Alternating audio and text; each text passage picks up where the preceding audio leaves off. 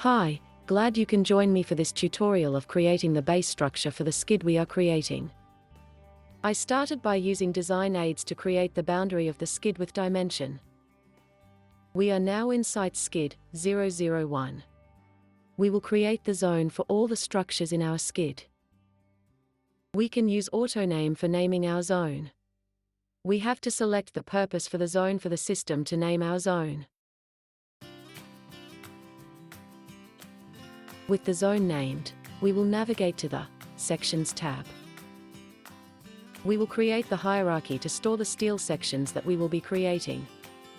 First, we create the strut or structure element. The strut element can have a few substructure called framework.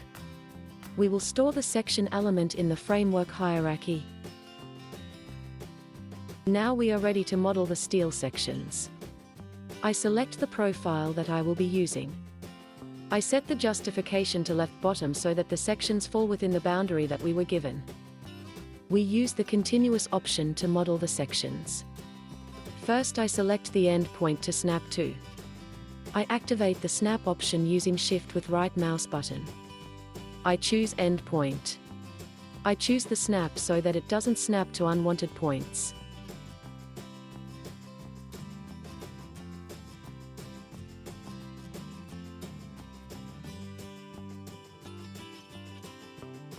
All the sections are created. We will do a miter for the intersection of the sections.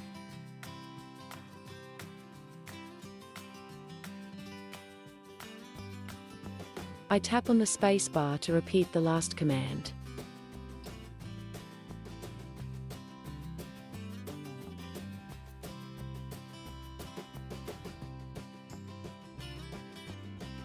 The base frame is now complete. Next, we will create the plate. With the plate specification selected and as we are selecting points on the sections, we use the bottom of plate justification.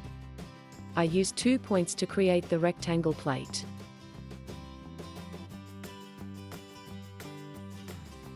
For the snap, we will use the P-line of the sections.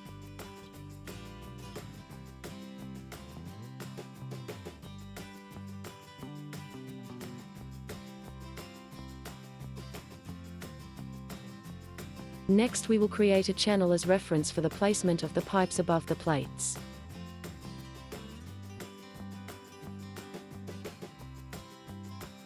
As I want to model the channel above the plate, we are going to set the coordinate system to a local coordinate which is at the top of the plate. I move the origin by only snapping to the top of the plate. I use Tab to set the east and north to 0. You will notice the lock in the input area. I select Snap to LCS, Local Coordinate System. You notice that the power compass shows UVW now. Let's model the reference channel.